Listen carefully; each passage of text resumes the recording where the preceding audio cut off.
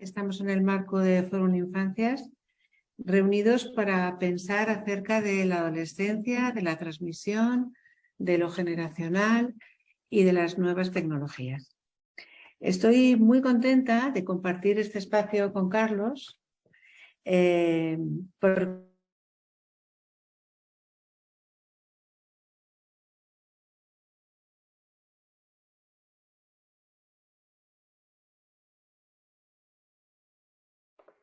Beatriz, te has silenciado. No, pero a ver, vuelvo a empezar. Decía que estaba muy contenta de estar aquí con Carlos porque nos trae recuerdos de nuestro querido máster de psicoterapia psicoanalítica, donde Carlos era alumno y propuso hacer un TFM sobre lo generacional y la melancolía. Hizo un estupendo TFM que desembocó en un estupendo libro que se llama Melancolía, Clínica y Transmisión de lo Generacional. Para mí fue muy grato, además de trabajar este tema que siempre me ha gustado, esas pequeñas charlitas que teníamos acerca de nuestra querida Castilla y de las cosas que pasaban en aquellas tierras que ambos dos nos habían constituido. Pero bueno, hoy no vamos a hablar de melancolía, tampoco de Castilla, ¿no? Carlos tiene un capítulo 5 en su libro recomendable del todo y vamos a hablar de adolescencia y de transmisión. Justamente en un foro y en un lugar donde la transmisión es tan importante. La adolescencia es ese momento en el que parece que el futuro está por venir y que el pasado hay que abandonar. Es el tiempo de rupturas, de identificaciones perdidas, de búsqueda de quién ser y a quién parecer. El momento en el que el pasado hay que perderlo y mirar al futuro es complicado. La adolescencia es una etapa de la vida por la que necesariamente hay que transitar. Pero aunque a veces los adolescentes revolucionan a sus familias, ellos y ellas no han salido de la nada. Siempre estuvieron allí. Cuando eran bebés, cuando eran niños tranquilos que hacían lo que se esperaba de ellos y que satisfacían el ideal paterno, y ahora, a veces, parece que se han convertido en perfectos desconocidos. Esto provoca en ocasiones una sensación de extrañamiento importante en los padres y adultos más significativos. Oímos muchas veces mi hijo se fue, ¿dónde estará? Y también oímos a veces mi hijo ha vuelto, ¿no? No sé qué ha pasado, ya vuelve a ser nunca el de antes, pero bueno, por lo menos podemos estar en casa con él.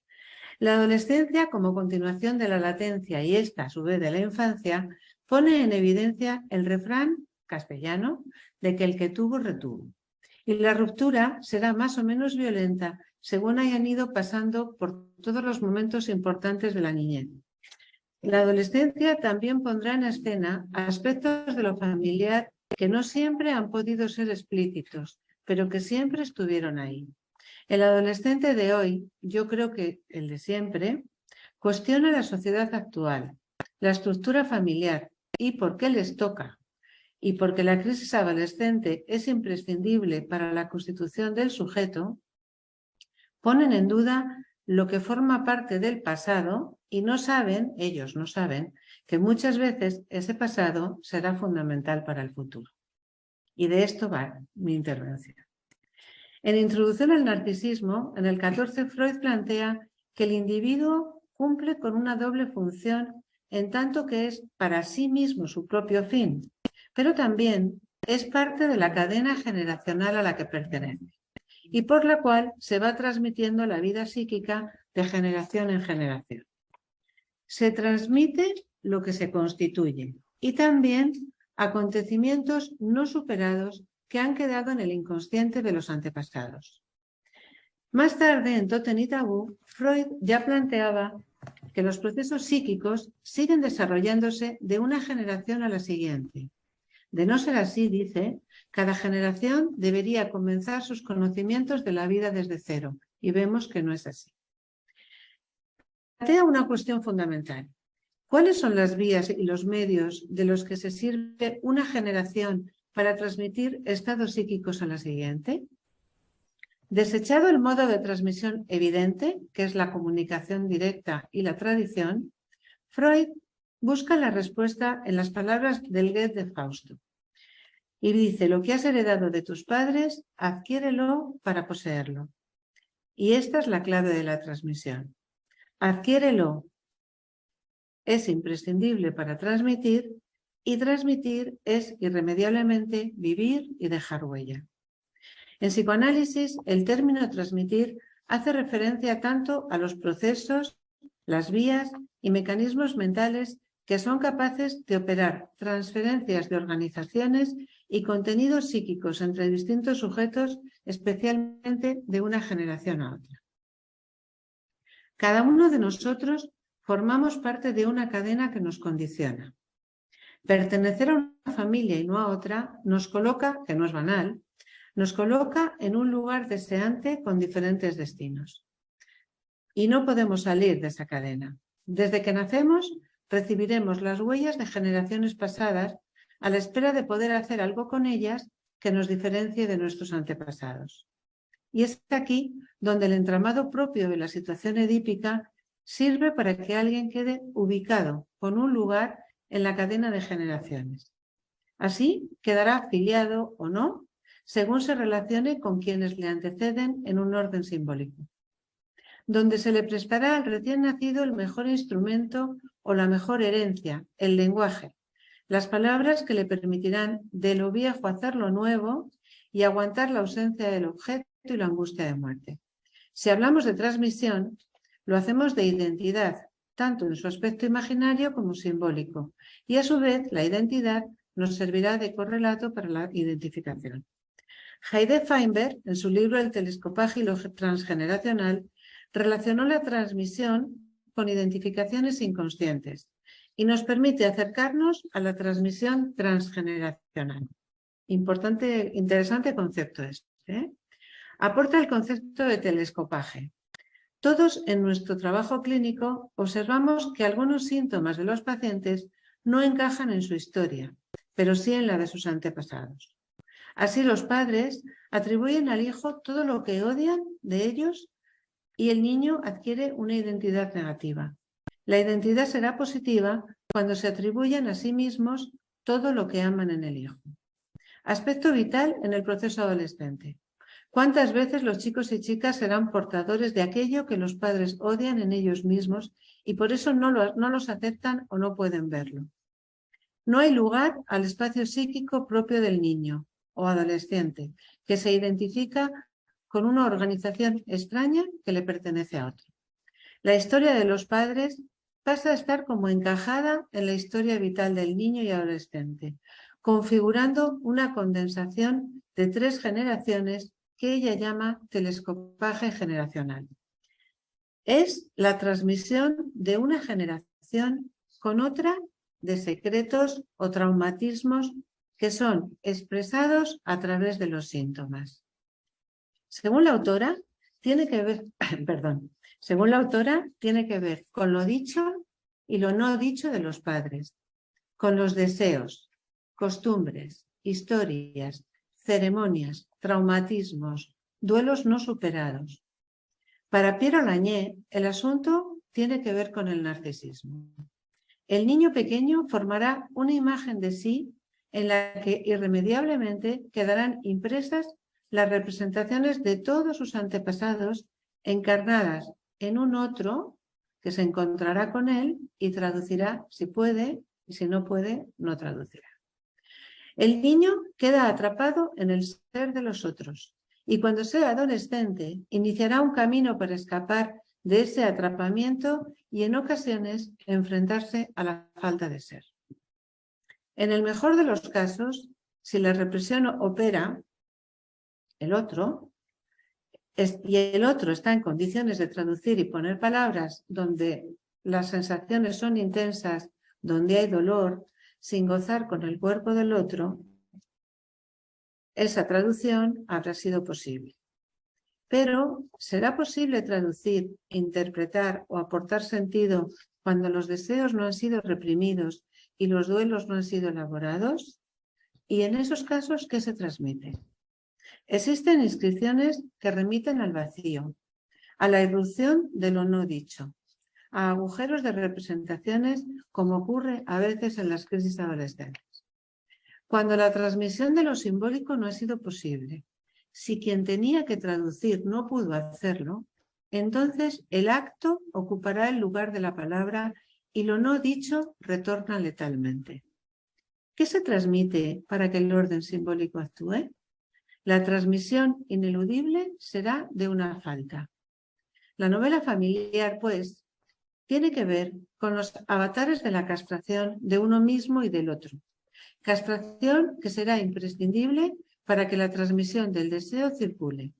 Será la falta la que habrá de transmitirse para que cierta continuidad entre generaciones pueda operarse evitando las identificaciones masivas.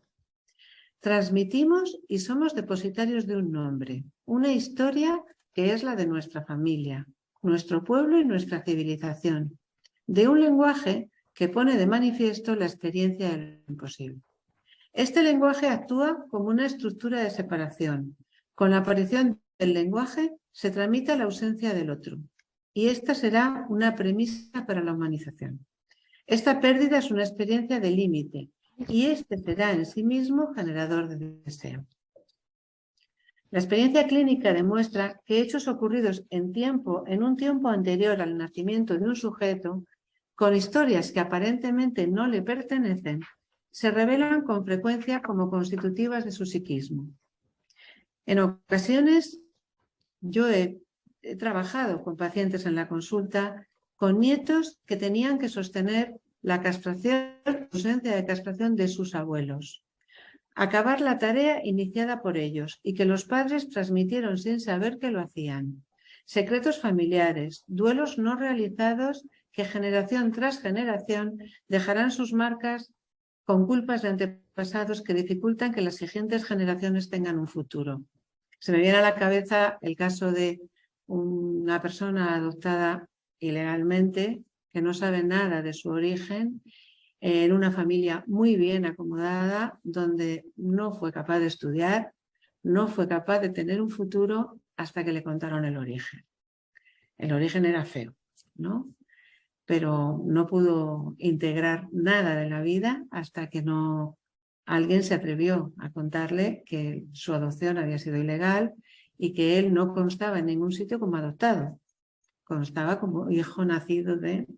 Sabemos de lo que quizá estoy hablando, ¿no? Aquello que en algunos padres no ha podido encontrar su inscripción psíquica, su figuración imaginaria, es inabordable por la palabra y corre el riesgo de hacer retorno sobre otro, ¿no? Aquello que hicieron los abuelos retorna sobre el nieto, o aquello de los padres retornará sobre el hijo si no ha habido palabras, reproduciéndose sin comprender, obligando a la siguiente generación o a la otra a elaborar una historia no vivida, ¿no? El efecto de la guerra, de la represión franquista, de los desaparecidos en Argentina, de los campos de concentración, ¿no? Es difícil poner palabras a esas experiencias, ¿no? Y eso retornará, no sabemos en qué. El proceso de transmisión, esta dificultad de descripción y palabras pone de manifiesto que un aparato de pensamiento ha sido afectado y esto continúa en forma de agente patógeno hasta que pueda ser pensado por otros y normalmente con otros. El proceso de transmisión no se basa solo en quién transmite y qué se transmite, sino que cobran importancia los modos en que el receptor recibe el legado de la transmisión. Según la reciba, podrá metabolizarla y hacerla suya o no, que de nuevo incorporará o desechará. Lo enigmático, lo que no puede ponerse en palabras, porque los padres tampoco lo saben y no saben que lo están transmitiendo, las marcas del deseo sexual no reprimido, de las pasiones, de los otros que el niño pequeño registró, pero no pudo tramitar, tendrán unos efectos en el futuro. Cada historia particular, con sus determinaciones inconscientes, sostiene escenas edípicas de las que se derivará la falta y la castración. Por la neurosis, tendemos a interpretar la herencia como una repetición. como una fidelidad del pasado que tiende a repetirse. Este sería el mejor camino, ¿no? Se repetirá para elaborar aquellos restos que se escaparon a la represión y que se manifestarán como síntomas. Si no se consigue la elaboración, se le transmitirá al hijo de forma inconsciente y entonces él repetirá irremediablemente el legado, pero no desde la salud. Para Olagné, la adolescencia es un hito en el devenir del proyecto identificatorio. Bueno, para todos nosotros, no solo para ella. El tiempo de la adolescencia es un tiempo de salida, dice ella, y por eso resulta esencial hacer un anclaje en el tiempo infantil. El adolescente no solo podrá construir su futuro, se ha podido investir su pasado. Me interesa cómo ella plantea el trabajo que un adolescente debe realizar para historizarse y formar parte simbólica de la cadena generacional. Para ella es necesario poner en memoria y poner en historia el tiempo pasado. Tanto uno como otro, plantea Olagné en su artículo Construirse un pasado, que os aconsejo que leáis porque es una joya, son trabajos psíquicos cuya finalidad es trazar un puente y hacer una ligación con el tiempo anterior. El pasado tiene las bases que le servirán al sujeto con sus identificaciones y con su espacio relacional. El adolescente no es un desconocido que tenemos en casa. El adolescente tiene un pasado y ese pasado es el que tiene que recuperar. Las vivencias infantiles y pasado inconsciente, entendemos, ¿no? Las vivencias infantiles y huellas de recuerdos se modifican y dan lugar a organizaciones psíquicas muchísimo más complejas. La conformación del fondo de memoria tiene que satisfacer dos requisitos fundamentales para la tarea de historización. Por un lado, dice Olagné, organizar dentro del psiquismo lo permanente en el registro identificatorio. Da garantía al sujeto de la continuidad de su mismidad, ¿no? ¿Cuántas veces hemos oído a los adolescentes decir, no sé quién era, no sé quién soy y no puedo ser nadie, porque no sé quién era y no sé quién soy? Además, remite a un lugar en el sistema de parentesco y en el orden genealógico, o sea, en la sucesión de las generaciones. Por otro lado, por un lado hace falta el registro identificatorio y por el otro lado, conformar el capital fantasmático que está formado por un caudal de representaciones que ella llama conclusivas que condensan los distintos momentos relacionales de la vida del sujeto. Es decir, el sujeto pasa por lo oral, por lo anal, por lo fálico, se van produciendo distintos encuentros con el otro, esos encuentros con el otro generan representaciones que están en el capital que un sujeto tiene y que en algún momento determinado hay que recuperar. La memoria, entonces, constituirá un capital, término utilizado por ella, que significa ganancia para el sujeto. Es decir, son inscripciones psíquicas que se originan en el encuentro con el otro y que estarán en la base de los encuentros posteriores. El adolescente puede historizarse y de alguna manera protegerse frente al envite de la sexualidad y la angustia. De no ser así, nos encontramos con chicos y chicas que están con un cuerpo solitos frente al vacío, haciendo escena de algo que no se pudo simbolizar. Esos días por venir se presentarán como oportunidad de inaugurar lo nuevo, siempre y cuando el sujeto sienta que no pierde ante lo nuevo el hilo de su historia. El tiempo de la infancia deberá tener una unión con el de la adolescencia. Es tarea del yo transformar los textos fragmentarios, relatos sobre su historia, ofrecidos por otros y por él investidos, en una historia que le aporte el sentimiento de continuidad temporal. La entrada en la adolescencia le abrirá un cambio en la relación a la autoría de la propia biografía. Sigo con Olagné, El yo tiene que investir ese tiempo vivido por la psique antes de perderlo. El yo, me gusta mucho esto, funciona como un aprendiz historiador. Me gusta mucho porque esto es lo que hacemos en la consulta tantas veces, ¿no? En palabras de Olagné, de un infant que se ha prestado a ser hablado por los enunciados maternos. La madre, entendida como función materna, quien ocupe el lugar, ha realizado una anticipación en relación a ese hijo que está por venir. Lo que Olañez denomina sombra hablada refiere a un puñado de representaciones pertenecientes al psiquismo materno, a través de las cuales su discurso se dirige a ese infante que está por nacer. Me imagino cómo será mi hijo, cómo será mi hija, se parecerá al abuelo, va a ser médico, seguro que le gusta tocar el piano.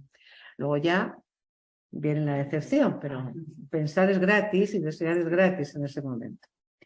En la primera fase de la existencia, esa persona que no ocupe función materna será portavoz de esa historia y será quien tiene la tarea de formular anhelos identificatorios sobre el futuro del pequeño. Primero la madre o el padre dirán, ay, cuando seas grande, y ahí darán rienda suelta al deseo, ¿no? Invistiendo el futuro de su hijo. Más tarde será el niño que diga, cuando yo sea grande, y a veces los deseos pueden coincidir o no, pero nunca serán iguales, ¿no? Aunque mamá quisiera que yo fuera médico y yo quiera ser médico, no voy a ser el médico que mi mamá quería que fuera. Seré otro médico distinto, por su bien. El yo del niño ha aceptado escribir junto a sus padres los primeros capítulos de este relato. La redacción de la biografía se produce gracias a una alianza con el yo parental. El abandono de la infancia en la adolescencia exige que sea el propio yo del sujeto el único redactor de la biografía.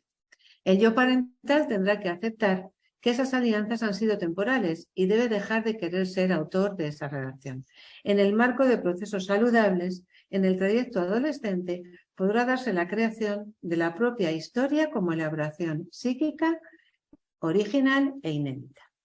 En la adolescencia tiene que producirse el trabajo psíquico de un pasaje de firma, dice Olañez, que sería la separación del discurso del adolescente del de los padres.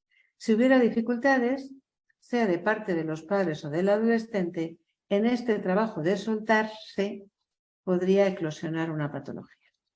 En palabras de Janín, en el trayecto identificatorio, el yo va haciendo suyos los primeros enunciados maternos. El niño realiza encuentros múltiples que despertarán en él la memoria de su cuerpo. Sensibilizarán sus cicatrices, efecto de duelos, y él modificará la relación de dependencia con los padres, que deben poder soportar que no son ellos los que forman los enunciados de sus hijos, y para eso hay que vérselas con la castración y con la falta. En la adolescencia, para que el duelo por la separación de los padres pueda realizarse, es imprescindible que se dé esa permanencia identificatoria, permanencia de los puntos de referencia simbólicos de un núcleo estable en un proceso de identificación. Si el núcleo está consolidado, los aspectos imaginarios del trayecto identificatorio podrán tener la movilidad necesaria para que otros objetos puedan ser investidos por el yo sin poner en peligro los referentes simbólicos. El que tuvo, retuvo. Teresa Olmos plantea que hay una condición fundamental para que el viajero adolescente pueda continuar su recorrido y vivenciar la crisis de identificación y afrontar la locura puberal en la permanencia identificatoria. Esta permanencia identificatoria, una autora más nos dice, es imprescindible para hacer un anclaje certero y que la adolescencia no sea una caída en el vacío. Según plantea Recalcati, y ya estoy acabando, en el complejo de Telémaco, magnífico libro, el encuentro significativo entre padres e hijos está marcado por la ley del todo no es posible. Por un lado, el hijo encuentra en sus padres lo incómodo del límite, de la ley de la palabra que impide el goce incestuoso. Y por otro lado, el hijo, gracias a esa ley, recibirá desde la marca de la castración el derecho a desear y así será heredero legítimo de sus padres. No vale solo con recibir pasivamente un legado, sino que será necesario un movimiento de recuperación del pasado, de subjetivación, que facilitará que hagamos propio lo recibido. El sujeto tiene, pues, una responsabilidad subjetiva con respecto a lo heredado. Se heredan dones y faltas, y en ocasiones lo transmitido permitirá que lo generacional se dé, y le dará al sujeto un lugar en el mundo y él, a su vez, transmitirá y dejará sus huellas sobre nuevas generaciones. Somos un conjunto de huellas. Somos nuestra palabra, heredada y formada a través de todos los que nos han hablado y de los que hablaron a los que lo hacían. Jacques Sassoon, en su libro Los contrabandistas de la memoria, nos habla de lo que él llama una transmisión lograda. Y dice, es aquella que ofrece a quien la recibe un espacio de libertad y una base que le permite abandonar el pasado para mejor reencontrarlo. Y esta es la tarea que un adolescente tiene por delante. Abandonar el pasado para reencontrarlo, historizarse y poder ser en el futuro alguien distinto de sus progenitores, con una herencia que legar y que transmitir a sus propios hijos si lo tuvieran. Todo ello requiere un trabajo de duelo por la infancia, por los padres y asumir que él o ella serán los protagonistas de su vida. Y aprovechando esto, este encuentro, me parece importante resaltar que precisamente por esto, en la clínica y en el trabajo con niños y adolescentes, tenemos que recoger las historias de los padres y las de los abuelos, que tantas veces provocan resistencias en los padres cuando los recibimos. No, yo vengo a que veáis al niño, ¿no? Mis cosas no son importantes. Tenemos que poder transmitirles que sus hijos sin ellos no son nada, ¿no? Y que es importante poder hablar de ellos y que a su vez ellos puedan hablar de cómo fueron como niños y de lo que creen que sus padres esperaban de ellos. Bueno, hasta aquí mi intervención. Muchas gracias por escucharme.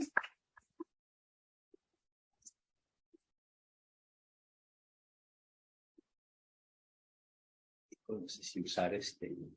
Sí, Vale, primero te presento. Vale. Y si no, hacemos así que no. Bueno, muchas gracias, Beatriz, por tu trabajo. Y ahora, para poder poner a conversar los dos trabajos de los compañeros, y vamos a empezar a presentar a Carlos Fernández, que es conocido también por nosotros, es compañero, y paso a presentarte, sin más, ¿te parece? Psiquiatra y psicoterapeuta, trabaja en el Hospital Universitario Río Ortega en Valladolid, SACIL, ¿no? SACIL, sí.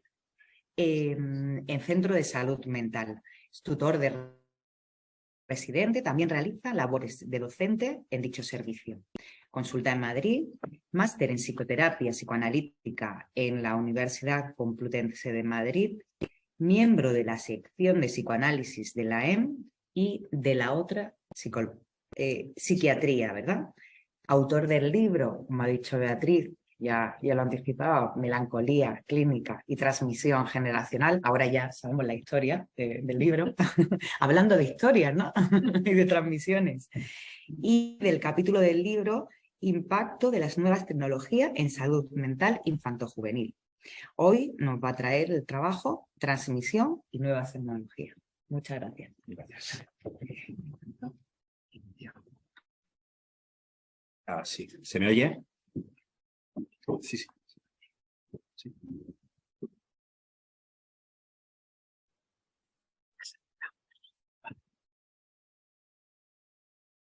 Sí.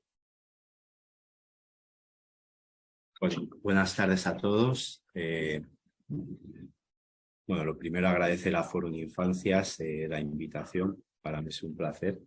Cuando me invitaron me hizo mucha ilusión. Estuve además con vosotros, ¿no? En Forum y espero que estaré en el futuro, pero bueno, a todos no se llega y había un momento en el que, bueno, tenía mucho trabajo, los niños, etcétera, entonces, bueno. Y bueno, agradecer, aparte de la Foro Infancias, pues a Beatriz, estar aquí con ella. Siempre ha sido un placer compartir mesa, inquietudes desde que nos conocimos en el máster de psicoterapia. Ahí, bueno, seguimos dando cursos con ella sobre infanto juvenil y en la actualidad todavía superviso pacientes con ella, o sea que, bueno, es un placer, siempre me ayuda mucho y su sabiduría. Y nada, y lo que ha dicho sobre la transmisión me ha parecido, bueno, aparte de clarividente, muy bonito y muy bien entendido, por lo que no voy a poner mucho más sobre esto y hablaré un poco sobre las nuevas tecnologías, bueno, sobre las generaciones, ¿no? Esto que voy a hablaros hoy está en el capítulo del libro que antes decía Sofía, del impacto de las nuevas tecnologías en la salud mental infanto-juvenil. Fue unas jornadas que nos invitó los servicios públicos de Castilla-La Mancha, y Juan Diego nos dijo a unos cuantos compañeros que si queríamos hablar, ¿no? Entonces yo hablé sobre esto. Se me ocurrió que era interesante ver cómo los cambios culturales y sociales incidían sobre varias generaciones. Yo he cogido sobre todo la generación de los abuelos, de los padres, de los hijos, bueno, y vamos a meter a los nietos, ¿no? Que es la generación Z, ¿no? Tomo como punto mi generación. Yo tengo 40 y... no sé si decirlo, bueno, 47.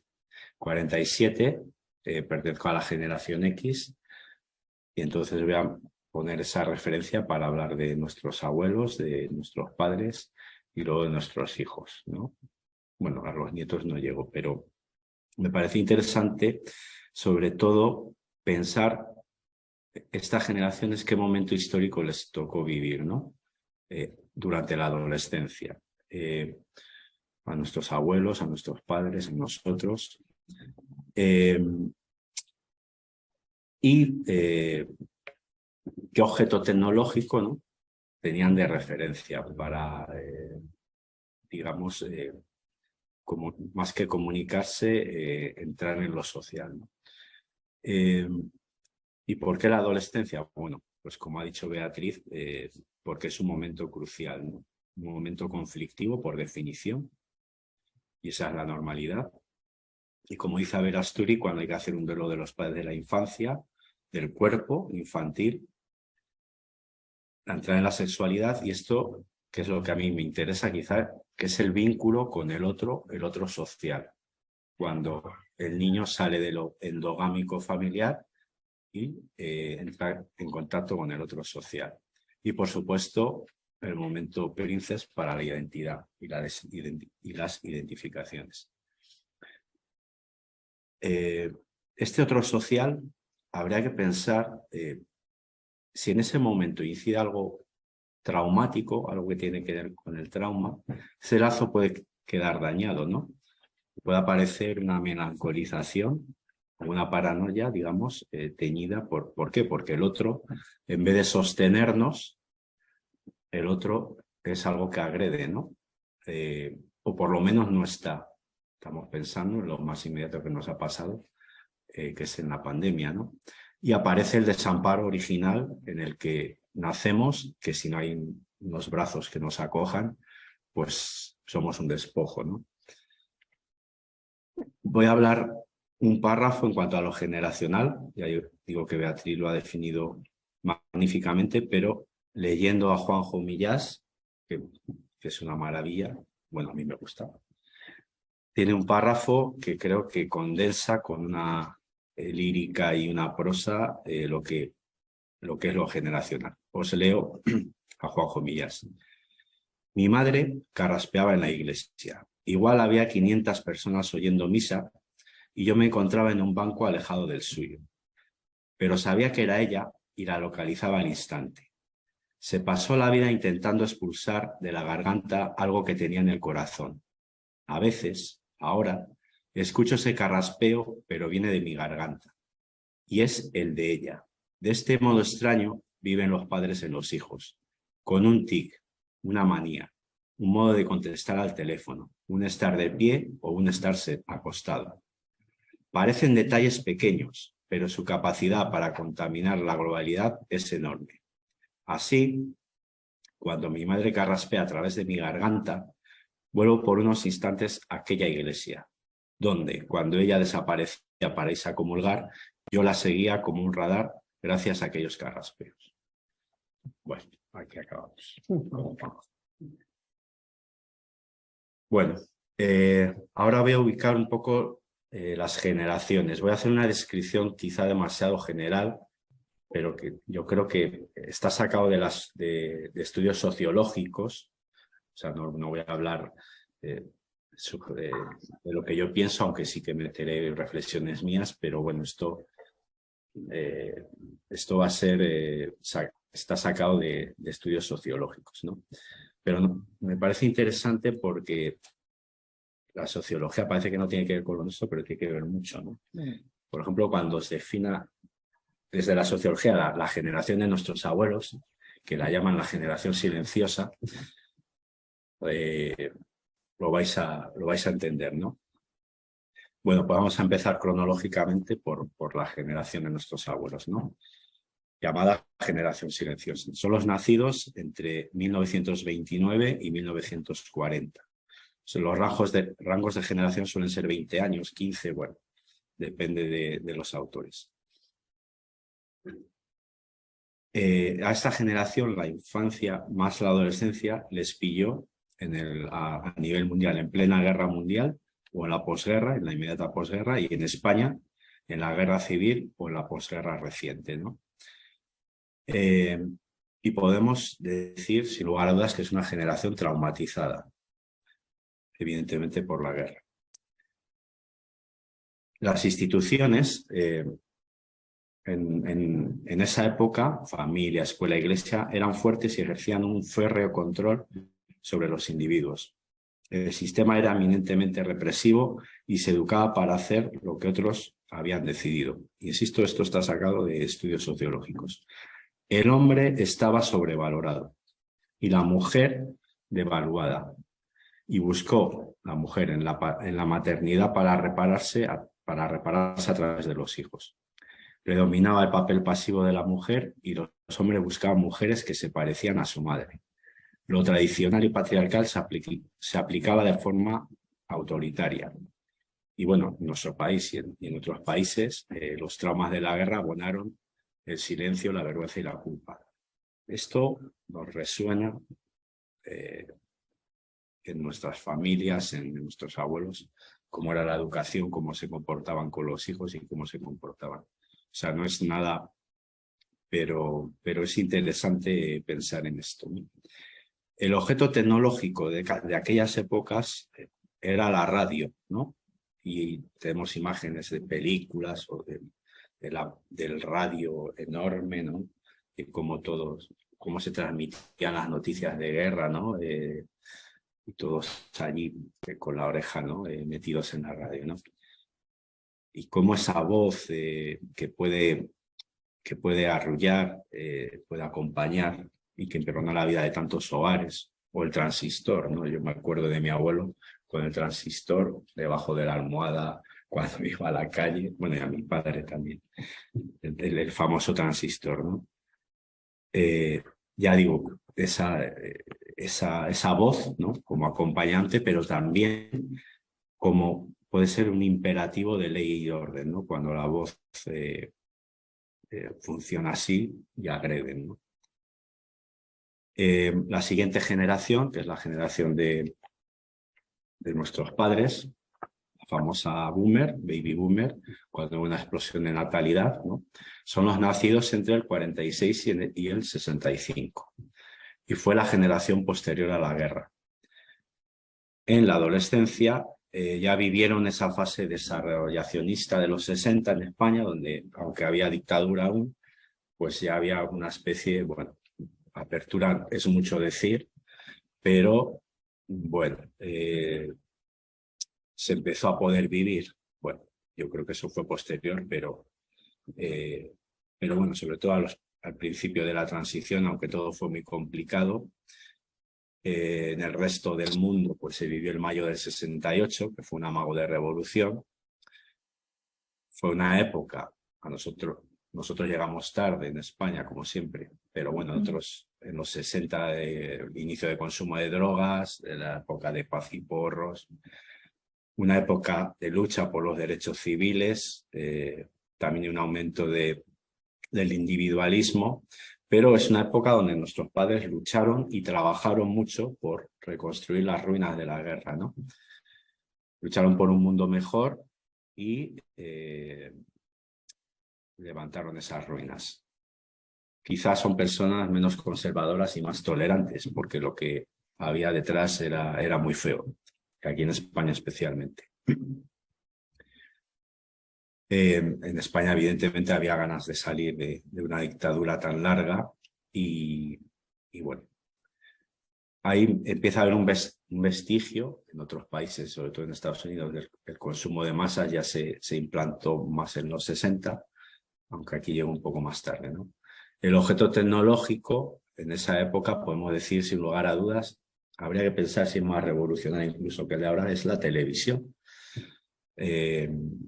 La primera emisión en España de televisión española fue en 1956, pero se popularizó en los 60 y 70, ¿no? Todas las teles entraron en todas las casas, ¿no?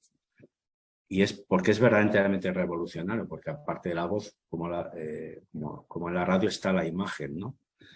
Y además entró, como decirlo así, en lo endogámico de lo familiar. Eso pudo abrir mundo, por un lado, pero por otro, la televisión se puso al servicio del consumo, ¿no? Entonces son preguntas que hay que...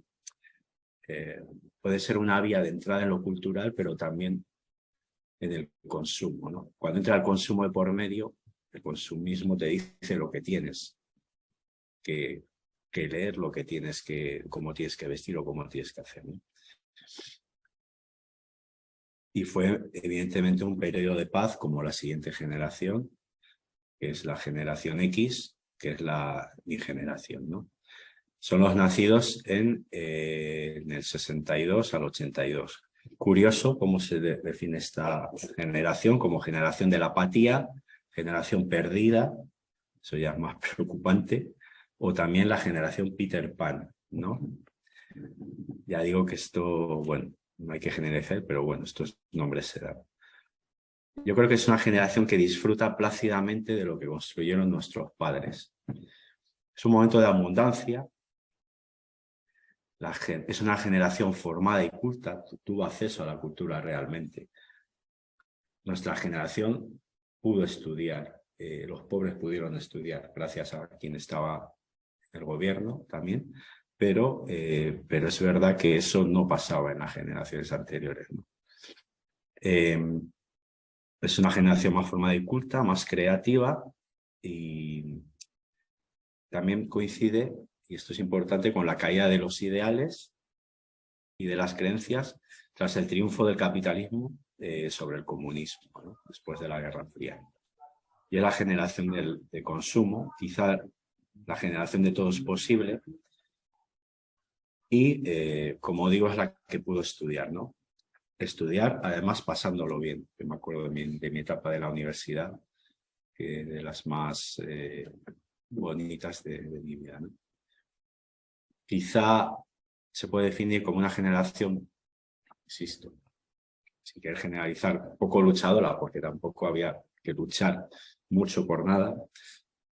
La vida fácil. Hay una película aquí española, Historias del Cronen, que define muy nihilistamente y muy duramente, también es decir, esta generación, pero la recomiendo, supongo que la habréis visto, porque a pesar de su dureza dice mucho, ¿no? Y es la generación, y no hay que olvidar, no para nada, es la tercera generación, los nietos de nuestros abuelos, los traumatizados, de los que nos lideran ahora sea en España o en el mundo, ¿no? Es una generación donde se impulsó mucho, ya pasamos a hablar del objeto tecnológico, las nuevas tecnologías, pero llegaron tarde a ellas, ¿no? Es la generación del cassette, del CD, del videoclub, ¿no? En el 82 salió al mercado el famoso Spectrum. Yo me acuerdo que en clase lo tenía uno de clase y era como un Spectrum. Luego esto ya cuando pasamos a la universidad, al instituto, ya casi todo el mundo tenía su ordenador, un ordenador así, pero no hay que perder esto de vista. Y en el 84 llegó a España, donde se empezó a vender masivamente. La siguiente generación no la tengo yo muy bien definida, pero yo creo porque tampoco, bueno, tampoco la estudiamos, pero tampoco se define muy bien, si me oyen, que son los millennials o la generación Y, ¿no? Pero yo por lo que he leído en la sociología es una generación un poco difícil de encajar, porque de hecho todas las generaciones que he leído son 20 años y esta es del 85, no. Bueno, del 85 al 95. Yo pongo esto porque no me he encajado, pero dicen los sociólogos que es una generación de transición, ¿no? En la adolescencia les pilló la crisis económica, las consecuencias de la crisis económica del 2008, ¿no? Quizá hay muchos estudiosos que dicen que es una generación más narcisista, que están mejor formados, que manejan muy bien las nuevas tecnologías, pero están peor pagados, ¿no? Viven más tiempo con sus padres, no son religiosos y adoptan posturas más socioliberales. La siguiente generación, que es la generación Z, son los nacidos entre el 95 y 2012. Se llama la generación postmilénica y esta me parece también más interesante, es la que vamos a comparar un poco después, que son los nativos digitales. Son los hijos de la generación X, pero también los de los padres millennials, ¿no? Es una época de disminución de la clase media, hay una miseria salarial y se solapa un poco con la anterior. Y son los actuales adolescentes. Yo creo que les toca vivir una época, como estamos viendo, reaccionaria, en la que la cultura tradicional y patriarcal repunta por miedo a perder sus privilegios y apoyados quizá por la dictadura del capital. Pero a la vez es una época donde despunta la revolución feminista y ecologista. Y evidentemente no podemos dejar de hablar de la pandemia, porque la pandemia les pilló a los últimos adolescentes de esta generación y los primeros de la siguiente, ¿no? Y los efectos que empiezan a despuntar, digamos, en la clínica, ¿no? En urgencias, en las consultas de salud mental infanto-juvenil. Yo trabajo para adultos, pero en la pública, en el trabajo en Valladolid o sea, no todo el mundo lo dice, no hay que hacer un estudio estadístico para ver. Nosotros en las urgencias vemos adolescentes todos los días, antes se veían, pero ahora es todos los días y no uno, sino varios. Las unidades están colapsadas y hay una demanda brutal de asistencia, ¿no? Empiezan, como decía, a despuntar después de la pandemia un aumento significativo, ¿no? en la clínica de fenómenos de agresión al cuerpo, ¿no? De intentos autolíticos, autolesiones y también trastornos de la conducta alimentaria, digamos, un poco por ese orden o en ese orden, ¿no? Que nos hace pensar lo que ha sucedido, ¿no? A nivel general, que es una melancolización en la clínica, ¿no? Una clínica de lo depresivo en relación con las pérdidas que trajo la pandemia y los duelos que no se pudo realizar, ¿no? Para mí hay dos colectivos especialmente dañados, aunque todos hayamos notado el influjo de la pandemia, pero los más dañados, sin duda, los viejos, los ancianos y los adolescentes. Los mayores porque el tiempo es solo para ellos y han visto morir a sus amigos, han estado ahí aislados, no han podido disfrutar de sus nietos y la segunda población más afectada para mí ha sido esta, la de los adolescentes y los jóvenes, ¿no? Voy a hablar también de la figura de Telémaco, de Recalcati, que me gusta mucho, como dijo antes Beatriz, ¿no? De su libro El complejo de Telémaco, ¿no? Y esto lo dice Recalcati en el libro, ¿no? Y coincide con esto que habla de la generación silenciosa, ¿no? Si nuestros abuelos y padres estuvieron influenciados por un modelo patriarcal y autoritario, ¿no? Con un patriarca representante de una ley represada y temida y donde los hijos aceptaban esa ley por miedo y no por respeto, en la época hipermoderna, en la actual, el modelo familiar ha virado a un modelo más narcisista, ¿no? Ha caído ese padre de la tradición, que está bien que caiga, pero quizás ha pasado a un padre más líquido, más blando, ¿no? A unos padres más líquidos y más blandos, con una presencia de ley y límite un poco blanda, ¿no? Padres que borran la diferencia generacional y son colegas de sus hijos, ¿no?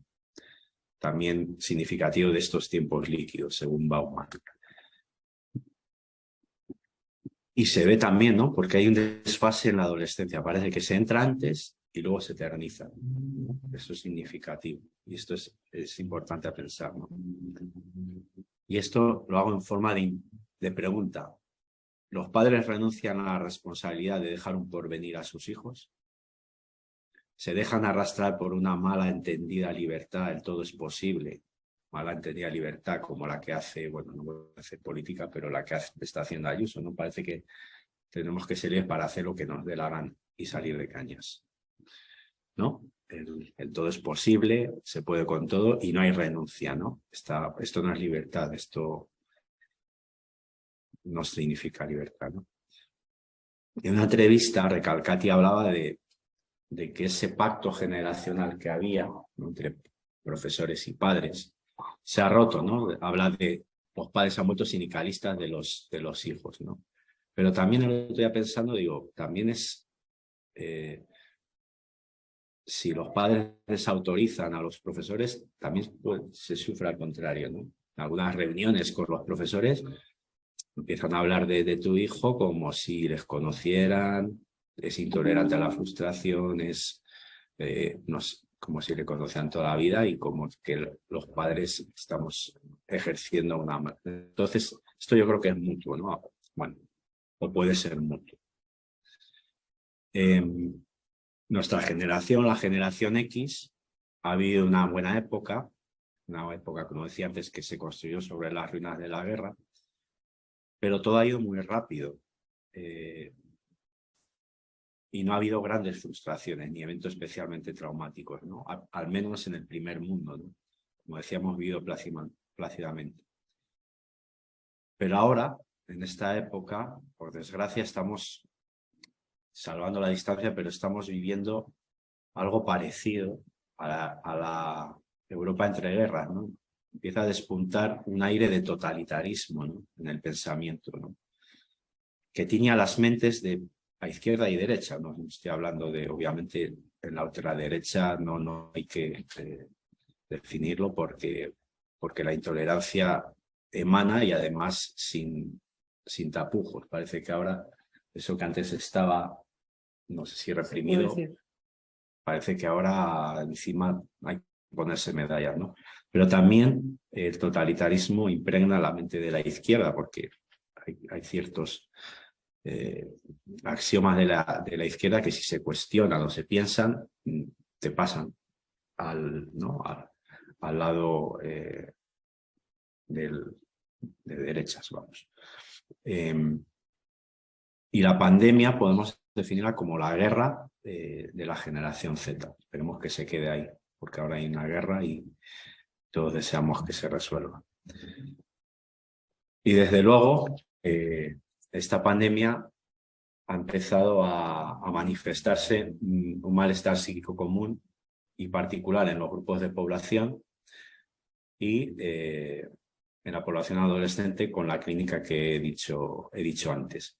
Aquí voy a hacer una serie de preguntas, todas abiertas y sin querer juzgar, pero que me parecen muy interesantes, ¿no? Todo esto, toda la clínica adolescente, ¿qué está denunciando? Lo primero, es una llamada de atención, por supuesto, denuncia algo. ¿A quién va dirigida? Desde luego, a los adultos. ¿Es una expresión nihilista de la falta de sentido en una vida de consumo? Me pregunto. ¿Lo cultural ha dejado o ha podido dejar de ser un soporte porque ese suelo con la pandemia se nos ha movido? ¿El objeto tecnológico ha ayudado o ha profundizado el malestar? Luego veremos que depende del uso, ¿no? La pandemia, desde luego, ha cuestionado el hedonismo en el que vivíamos Y nos tenemos también que preguntar si los adultos no hemos sabido envolver el malestar de otra manera, ni nuestro malestar, ni el malestar de nuestros hijos, ¿no?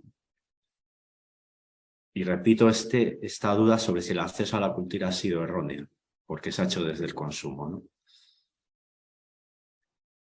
Nos debemos preguntar cómo se está tramitando el malestar psíquico en el adolescente y si hay un excesivo peso del registro imaginario, es decir, de la clínica narcisista, ¿no? Si hay identificaciones demasiado narcisistas, por ejemplo, ahora con la identificación de un género fluido o una identificación a lo mental, ahora que lo mental ha salido, gracias a Dios, al ágora público. Y esto no quiere decir que sea algo patológico, pero es verdad que ahora hay una identificación a estas dos cuestiones, ¿no? Desde luego, creo que no funcionan ya las identificaciones tradicionales. Estamos en algo que creo que mi generación y las anteriores podemos entender. Seguramente un adolescente escuchándome dirá que soy de otro tiempo, pero bueno, evidentemente soy de la generación que me ha tocado vivir, ¿no? Y esto también me lo preguntaba ayer, lo añadí, ¿no? ¿Por qué esta necesidad tan excesiva de identificación, de diferenciación? ¿Los hijos ya no se quieren parecer en nada a sus padres? Lo dejo ahí, no afirmo nada. ¿Ha desfallecido algo de esa transmisión generacional?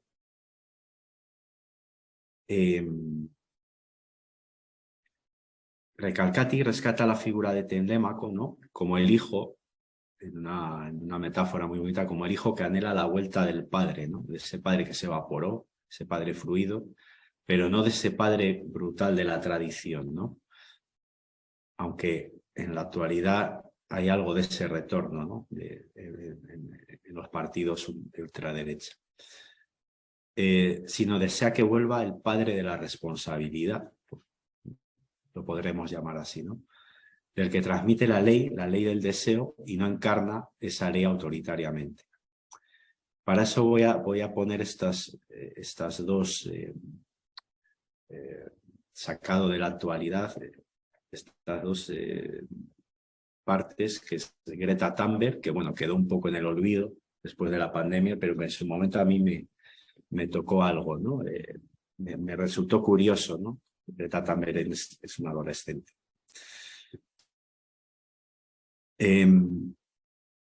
Esta vuelta del padre que se evaporó, esta vuelta de Ulises de Ítaca, ¿no?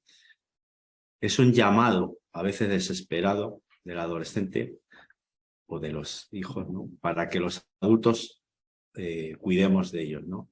Y no les dejemos esa herencia desastrosa en forma de deuda medioambiental. El exceso ha marcado nuestra época, un festín imparable de consumo. Quizá la generación Z ha desordenado la sucesión de las generaciones y los más jóvenes han recogido la responsabilidad que nos tocaba a nosotros recoger. Es verdad que el modelo capitalista trajo paz, riqueza, trabajo y progreso, pero, yo creo, cuando estuvo fiscalizado y limitado. Después, no. Después trajo desigualdad, desastre medioambiental y hedonismo sin cabeza, ¿no? Esto lo dice Recalcati en sus palabras, siempre tan sabias también, hablando de esto, un poco melancólico todo, pero que nos tiene que servir para despertar, ¿no? Dice Recalcati: nuestros hijos no heredan un reino, sino un cuerpo muerto, una tierra agotada, una economía enloquecida, un endeudamiento ilimitado, la falta de trabajo y de horizontes vitales. Nuestros hijos están exhaustos. ¿Qué padre puede salvarnos de este ocaso irreversible? Esto sale de Recalcati, del complejo de Telémaco. Lo conecto con las palabras desgarradoras de Greta Thunberg, ¿no? Cuando habla en Naciones Unidas, ¿no? También hay que pensar a quién va dirigido eso, ¿no? A un adulto significativo. Bueno, no sé cómo voy el tiempo. Sí, yo creo que en 10 minutos. Bueno, algunas características del objeto tecnológico actual. 10. Vale. es bueno, el acceso inmediato a la información y al vínculo virtual. Esto hay que pensarlo porque facilita la falta de corte y la falta de la satisfacción es inmediata y puedes estar permanentemente conectado, ¿no? Eso puede hacer decaer demasiado al deseo, ¿no? Y se puede convertir en el objeto droga, ese objeto tecnológico. Al hacer decaer el deseo, el síntoma depresivo, la frustración, pueden aparecer como síntoma contemporáneo muy, muy actual y muy común, ¿no? A la vez, las características del objeto tecnológico hacen que haya un culto mayor a la imagen, ¿no? Y que haya una fascinación narcisista y que a veces pueda sustituir el encuentro, ¿no?, con el otro social. Eso que decía antes del otro social, que es tan importante en la adolescencia, aunque angustia, aunque sea tan a veces tan difícil, es necesario, ¿no?, el encontrarse con el otro en presencia, evidentemente, ¿no? No solo su imagen, su gesto, su forma de hablar, su tacto, su mirada, su olor. O sea, todo esto es importantísimo, ¿no? El objeto tecnológico protege del encuentro, protege de esa inseguridad, pero a la vez, esta es la cara de vida, también puede ser un medio para facilitar el encuentro, ¿no?, con las apps de contactos, ¿no? Pero si se convierte en un sustituto virtual, pues bueno, puede convertirse en ese objeto adictivo, ¿no? Yo digo que puede facilitar, ¿no?, el desarrollo de síntomas patológicos, pero nunca causar, ¿no?, para no llevarnos a error. Esa protección de la angustia nos puede hacer proteger del otro, pero siempre con esa pregunta, ¿no?, ¿qué soy yo para el otro? Esa pregunta que siempre nos hacemos y que nunca va a ser contestada. Y además, y esto es también un problema que está apareciendo y que todos sabemos, la pantalla produce más malentendidos. La imagen no es el ser, es más fácil ser violento o menos considerado y más cobarde detrás de una pantalla, ¿no? Y aquí nos tenemos que remitir evidentemente al estadio del espejo de Lacan, que pone como el origen de la paranoia y de la violencia, ¿no?, de la agresividad. En todo caso, bueno, vuelvo a insistir, nuestra generación no entiende mucho esto y podemos sermonear con esto. Sí me gustaría en estos dos ejemplos diferenciar el objeto tecnológico como objeto de vida y objeto de muerte, ¿no?, de pulsión de muerte y de pulsión de vida. La pulsión de vida la van a representar el caso de Greta Thunberg y la pulsión de muerte, el ejemplo de los hikikomori, ¿no? Bueno, Greta Thunberg en 2018, a la edad de 15 años, dejó de ir a la escuela para manifestarse todos los viernes frente al Parlamento sueco denunciando la crisis climática.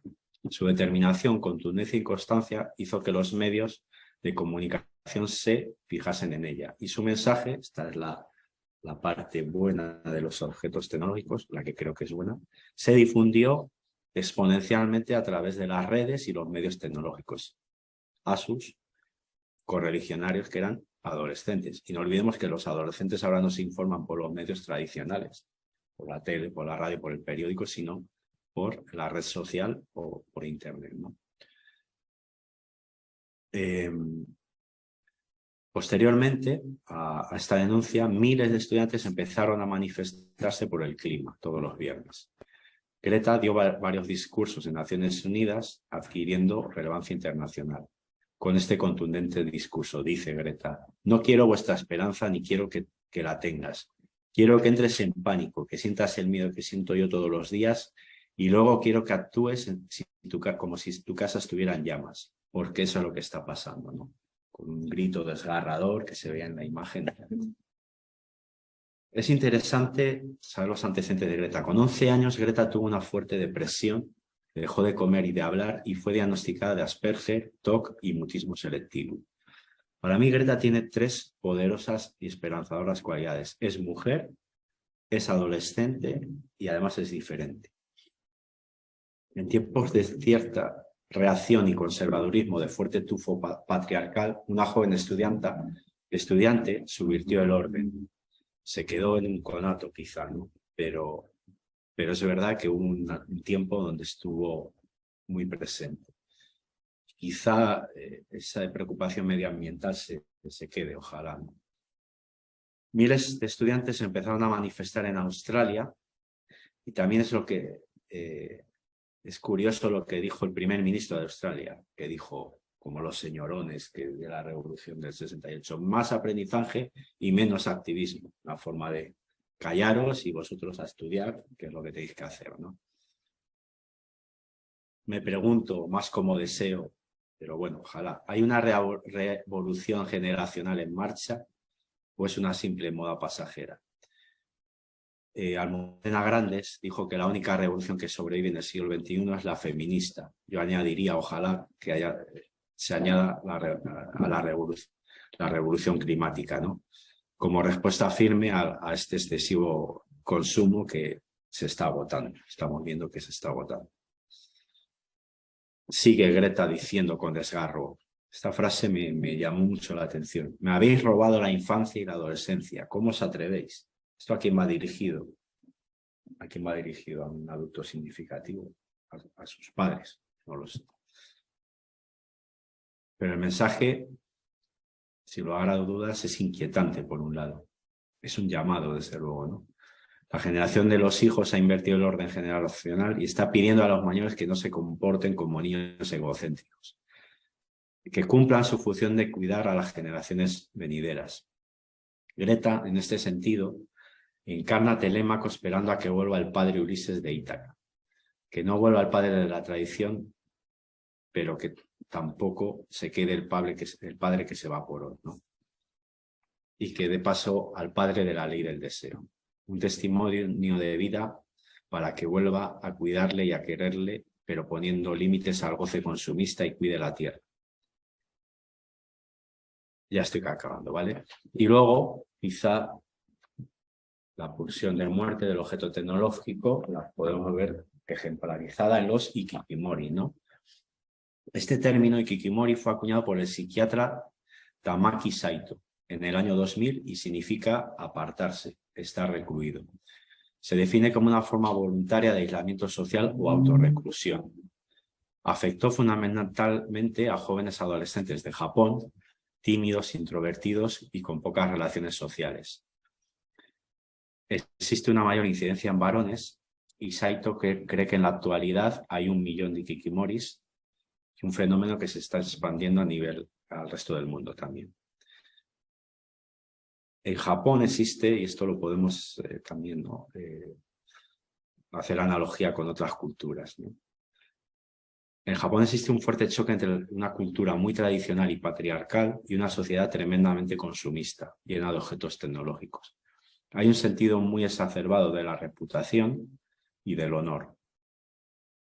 Este fenómeno se asoció, el de los Ikikimori, a la crisis económica de Japón y la recesión de los 90. El éxito laboral y académico, que antes aseguraba puestos de trabajo buenos, se convierte en precariedad y dificultades económicas que adquieren un sentido de vergüenza en la familia. Las expectativas de los padres se ven truncadas y los jóvenes empiezan a aislarse, favorecidos por un fuerte vínculo de dependencia familiar. Tradicionalmente, las mujeres viven en casa hasta que se casan y los varones es posible que nunca abandonen el hogar de los padres, ¿no? Antiguamente.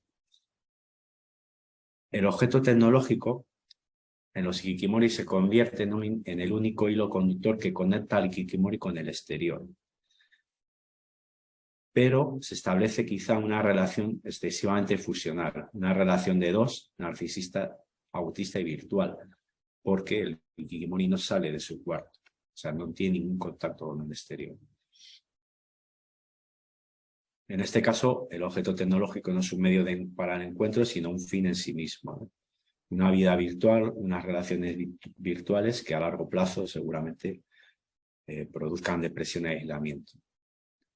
¿Por qué? Por una pérdida de confianza en el otro, vivido como agresivo y hostil, un mundo exterior agresivo y hostil, un otro social que no ampara, sino que desampara.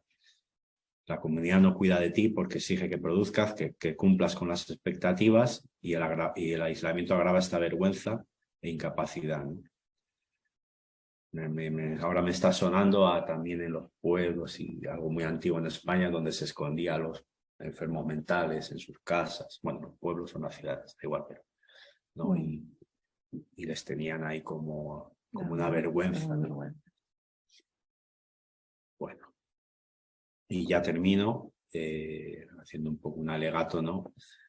Para no sermonear a nuestros hijos y adolescentes, que conviene pensar que las generaciones posteriores mejorarán siempre a las precedentes, en este caso, ojalá por los tiempos que vivimos, porque si no vamos a caer en la tentación narcisista de mirarnos al ombligo y sermonear a nuestros hijos con algo que les exigimos, pero que nosotros no hemos hecho, porque eludimos nuestra responsabilidad, ¿no? Y expresar también el deseo de hacer las cosas un poco más en posición femenina, viendo a Putin, viendo al otro, como están sacando las armas a relucir y dejar de medírnosla tanto, ¿no? Y acabo con una frase de Homero que también sacó del libro de Recalcati: si a todos alcanzara el poder de los hombres mortales, yo primero eligiera el regreso del Padre querido. Muchas gracias.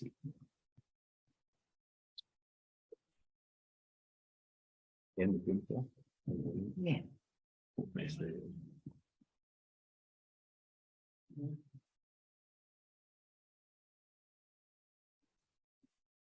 Pero decimos si hay... Sí, no,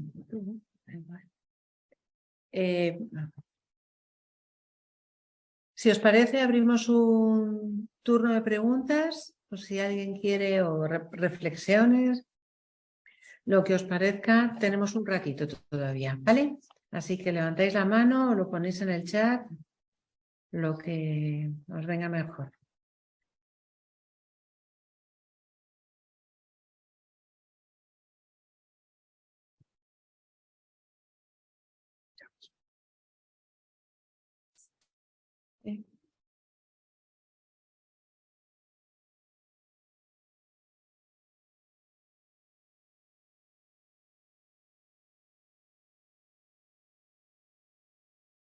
Bueno, voy lanzando yo. ¿Qué hago? ¿Te presto contacto? No. Es solamente un comentario. Pues acércate aquí. Sofía va a hacer un comentario.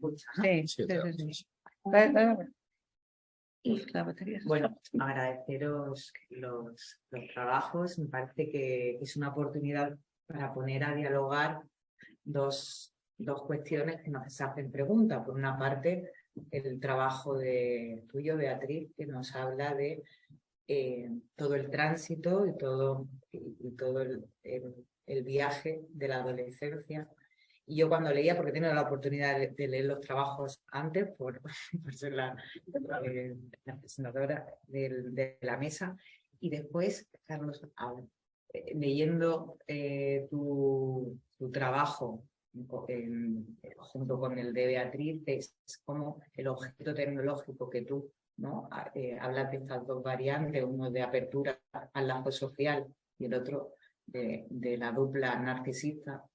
Me planteaba nuestro trabajo en la clínica, cómo operar en lo difícil y que es en algunos momentos operar ese corte que va desde el objeto a lo simbólico para transitar en toda esta parte que habla Beatriz. Y es muy complicado y ya os dejo, pero y me parece muy interesante este espacio para plantearnos cómo operar ahí y cómo no hacerlo desde los lugares a los que estamos acostumbrados a nivel social, que es lo psicoeducativo. El objeto tecnológico, la dependencia, como desde lo psicoeducativo. Yo puedo decir que se me vinieron pacientes adolescentes en que vienen con el objeto tecnológico, con esta idea, ¿no? De padres y profesores de una dependencia, y vienen cargados de angustia y de culpa. De culpa porque están haciendo algo que no deberían hacer, y de angustia, porque no tienen, y esto me recordaba las palabras, Beatriz, que retomabas tú, la angustia de la muerte y el vacío, sino el objeto tecnológico están abocados, si no ayuda, si no les servimos de apoyo para poder un poco ir haciendo esa ausencia y presencia, que es nuestro trabajo en la clínica. Sí. Lanzo.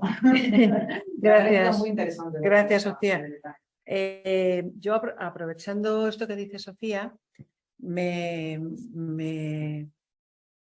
creo que es importante resaltar el valor del objeto tecnológico como objeto transicional.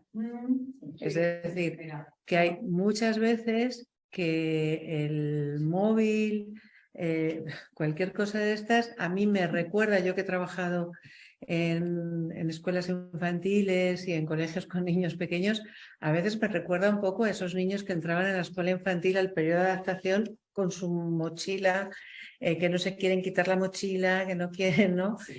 Y a veces el móvil nosotros lo tenemos muy demonizado, pero está empezando a ser el objeto que les ha acompañado durante toda su vida. Siempre ha estado ahí, y esto también pasa a veces con los porros, es decir, nos encontramos con pacientes que dicen, el compañero de vida que más tiempo lleva conmigo es el porro o es el móvil. Entonces, demonizarlo. Yo también soy madre y también me he visto muy enfadada y angustiada porque veo que mi hija está con el móvil, pero es verdad que tenemos que entender que a veces el móvil nos está empezando a pasar a nosotros, y yo ya soy de la generación no silenciosa, pero de la siguiente, y ya también nos está empezando a pasar que si te has dejado el móvil en casa notas cierta angustia, ¿no? Entonces, bueno, ¿cómo hacer el corte? Pues yo diría que como hacemos con los objetos transicionales, poder ponerlos palabra, poder pasarlos a lo simbólico y ver qué valor simbólico tiene para cada uno de nuestros pacientes el objeto, porque cada uno de nuestros pacientes lo ha investido de una manera distinta y ha investido el uso que hace, que no todos hacemos el mismo uso del objeto tecnológico.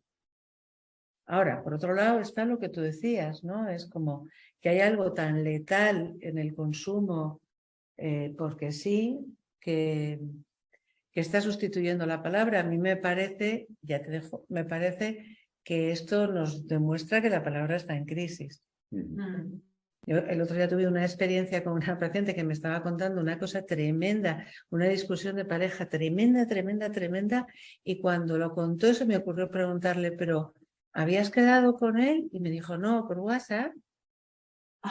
Y entonces me quedé muerta por WhatsApp. O sea, habían llegado a conclusiones tremendas por WhatsApp, ¿no? Entonces, bueno, esto es lo que yo pensé. Sí. Nada, quizá, y esto, bueno, es fácil de ver, ¿no? Cómo quizá, lo que decía antes, el objeto tecnológico hace de lo imaginario, ¿no?, un registro más narcisista y potente. Pero, y esto tiene que ver quizá con las identificaciones.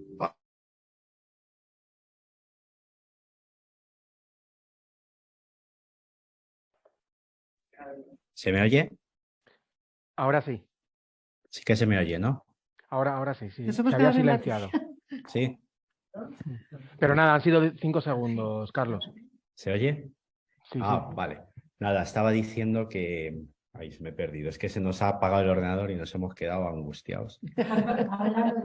Hablando del objeto tecnológico.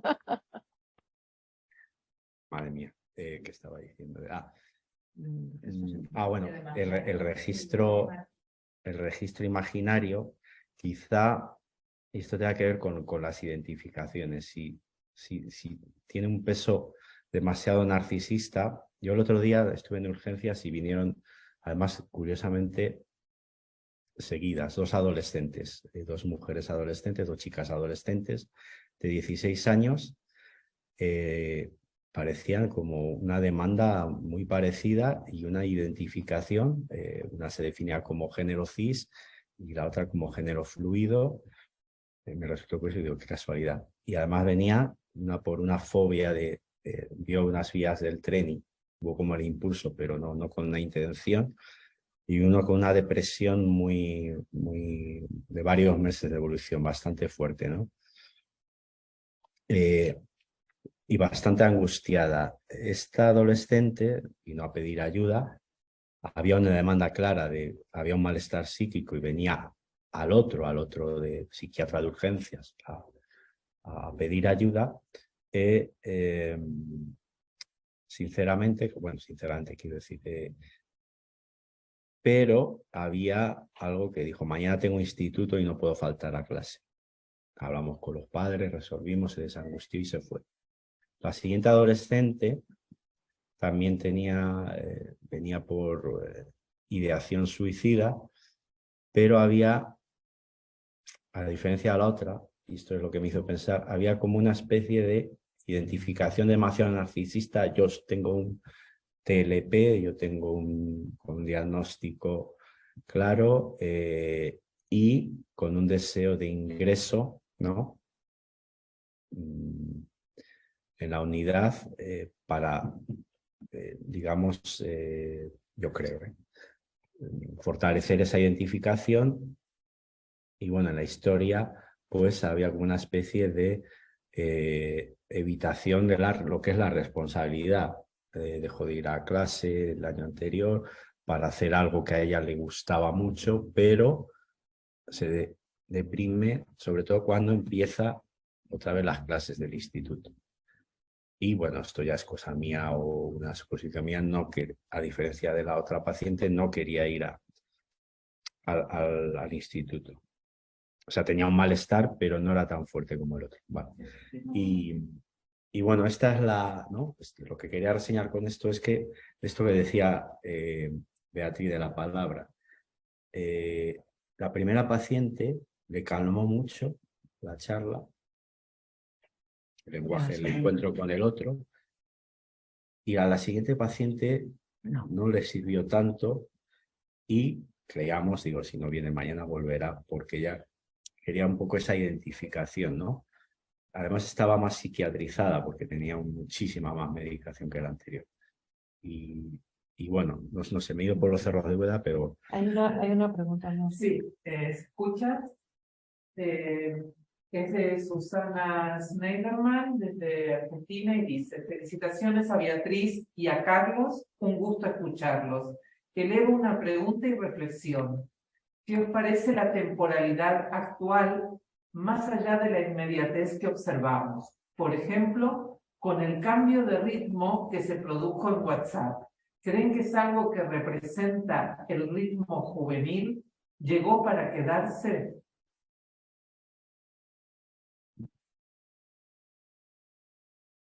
¿Contesto yo? ¿Contestas Sí. tú? A ver, Susana, muchas gracias por la pregunta.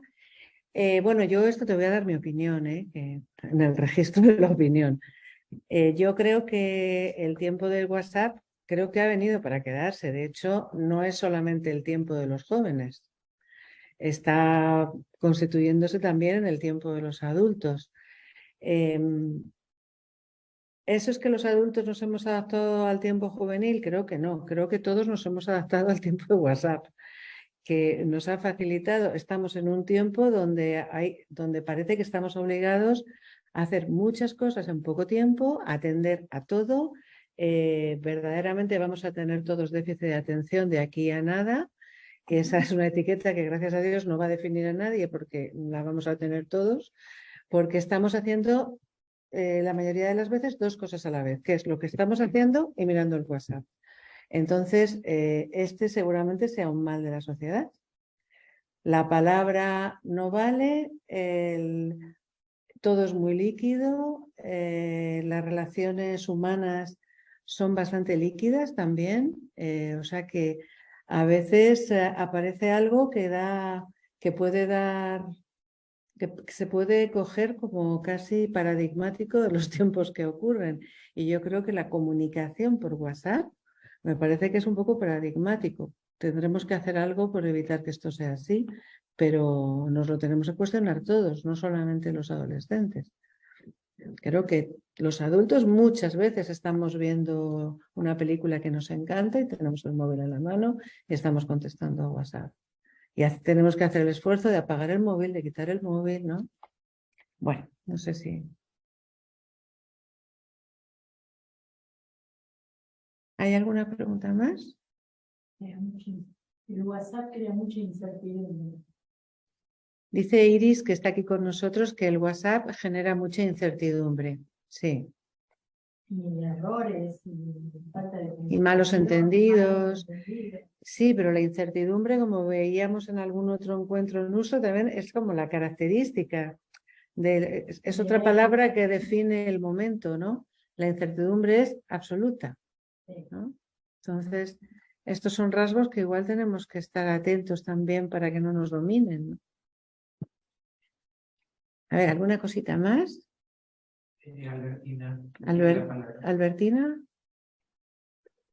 Bueno, gracias a los dos por la presentación. No, es que me No se te oye, Albertina, quita la manita. Ah, vale. Bajo la mano. No se ¿Ahora? oye. ¿Se me oye ahora? ¿Se me oye ahora? ¿Y ahora se me oye? Aquí se te oye, Albertina. Sí. Lo escribo en el chat. Pero tiene desactivado. Yo sí la oigo. Sí, yo también la estoy oyendo. Yo también. Nosotros sí te oímos bien. Albertina. Sí, sí. A ver. A ver ahora. A ver ahora. No se te oye, Cerrado el Albertina. micrófono. Albertina, ábrete el micrófono. Es que tiene quitado el volumen, ¿no? Está escribiendo su pregunta. Ah, ujú. Iris, ¿por qué no la llama? La pones un WhatsApp o la llama. WhatsApp. Todo el mundo abierto. No, todo el mundo lo tiene cerrado. Ahora. No, a ver. Sube el volumen. Albertina, no te oímos. Qué pena. ¿Alguna pregunta más? Mientras Albertina soluciona. Albertina, te has quitado, ahora puedes. Albertina, nosotros sí te oímos. No, No, Marcelina. aquí lo dice. Me ha hecho Vale. pensar que muchos niños pequeños, el objeto transicional también es el móvil. Sí, sí, sí, sí. Sí, sí. Claro. Ujú. Claro. Pero en los niños pequeños el objeto transicional es el móvil porque para los padres es la manera de tenerlos, de desactivarlos, ¿no? Un niño con un móvil está desactivado. ¿Se oye? Sí, muy bien. Sí. ¿No?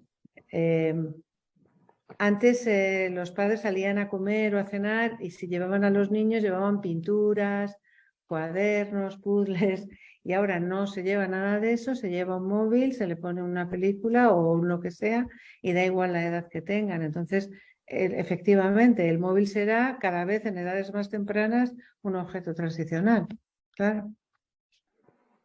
O un objeto para desenchufarte. Yo, Sí, bueno, como la tele también, ¿no? Como la Y tele. al final. Yo he visto en un vuelo un bebé de 6 meses con el dedo pasando en la tablet. Ya. Impresionante. A ver, ¿alguna quería... intervención más, chicos? Sí, ¿me oís? Ismael, no se te oye. ¿No se me oye? No se te oye, Ismael. Nosotros sí te oímos, Ismael. Son ellos que no pueden escuchar. Sí. Nosotros sí, A ver, sí que te desactiva oímos. tú, Los micros para que puedan. que actúa todos. Es que sois vosotros. Están activados. Están todos, Bueno. Ismael, no se te oye. Nosotros cómo sí transmito. que oímos. Se han formado dos grupos. Pues sigue hablando. Los que oímos y los que no. Que yo quería compartir una viñetita. Lo que pasa es que, claro, me gustaría que la escucharan ellos. A ver.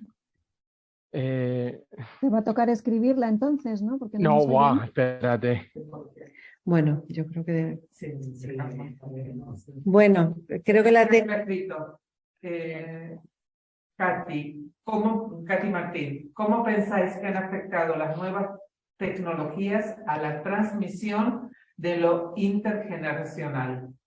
Carlos. Las nuevas tecnologías. A ver. Pone que los únicos que no oyen son los bebés. Sí.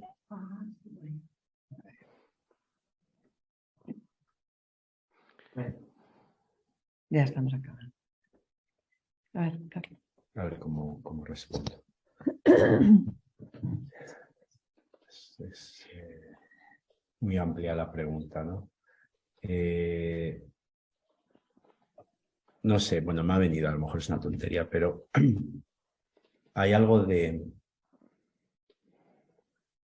lo transmitido con la voz, no sé, me ha venido pues eso, los cuentos, ¿no? O cuando los padres cuentan la historia o los abuelos cuentan la historia a los nietos ¿no? de su vida o de cómo, ¿no? Una transmisión directa o lo importante que es el encuentro, ¿no? Eso se hacía en persona, ¿no? Porque lo hacías con la voz, con el gesto, con la ilusión, y los niños se quedaban así, ¿no? Entonces, hombre, esto va a seguir pasando, pero el objeto tecnológico, insisto, sustituye demasiado, ¿no? ese encuentro. Es decir, yo pensaba antes, digo, nunca me he sentido más felicitado que ahora por Facebook y por WhatsApp. Me felicita muchísima más gente que antes y nunca me he sentido a la vez menos felicitado porque me llama poca gente. O sea, el trámite de felicidades y poner 3 tartas no es lo mismo que coger el teléfono, que a veces lo haces por diplomacia, otras veces si eres mi amigo no, pero... Entonces, a eso me refiero, ¿no? En el teléfono tienes la voz directa, ¿no? En el WhatsApp no tienes ni voz, ni imagen, ni nada. No hay encuadros, o sea, hay una frase, ¿no? Es palabra, pero una palabra escrita, sin tono, sin afecto, ¿no? Y pienso en eso, ¿no? Que cómo se transmitirá, los que son ahora hijos, transmitirán a sus nietos las historias, ¿no? O los afectos. A ver, a mí me parece que los objetos tecnológicos, si no están incluidos en el registro simbólico, está difícil para que transmitan.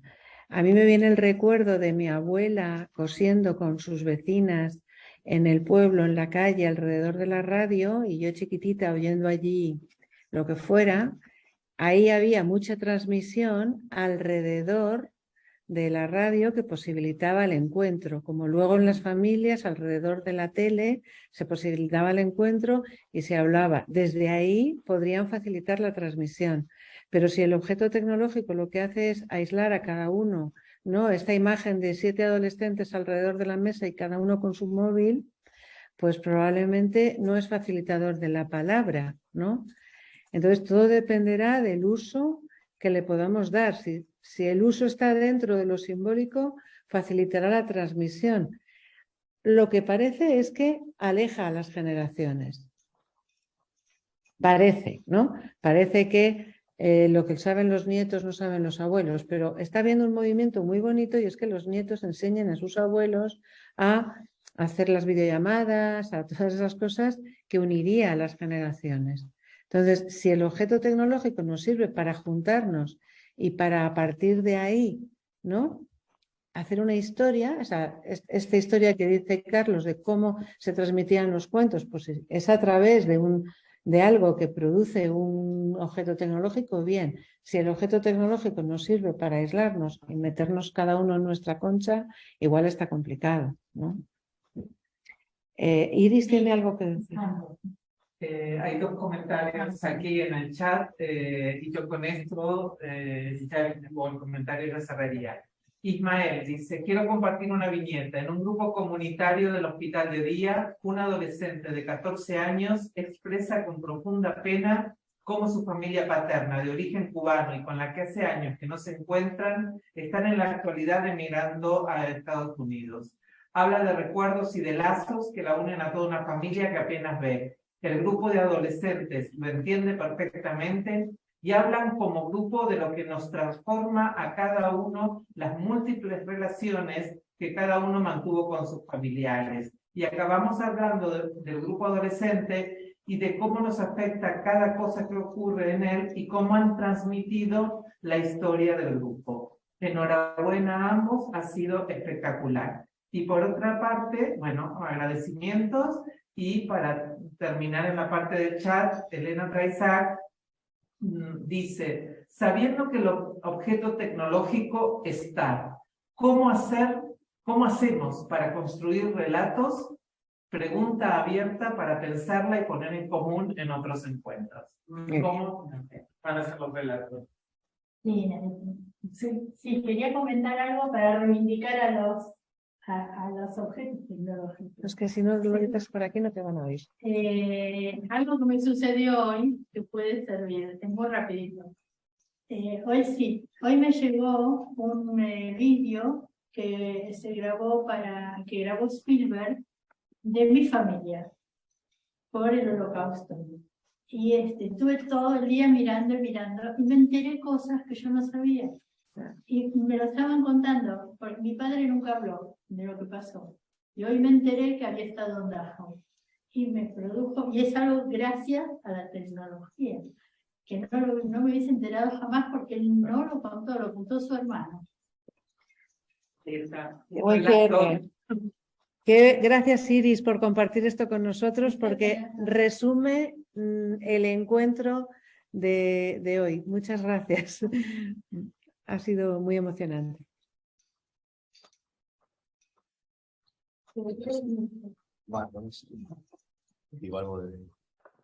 Sí, bueno, no sé.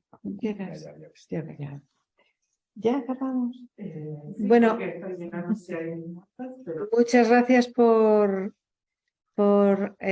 acompañarnos a estas horas, que es un poquito tarde ya, por dedicarnos vuestro tiempo, y os recordamos que el día 21 de diciembre tenemos el siguiente encuentro.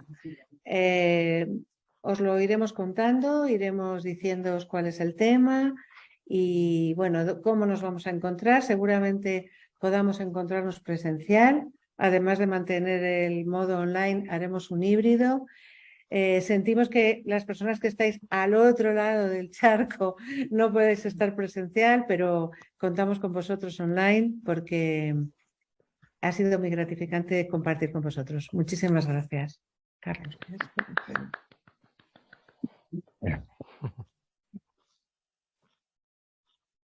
Nada, yo me despido simplemente. Gracias por la asistencia y un saludo a todos. Muchas gracias. Hasta luego. Gracias.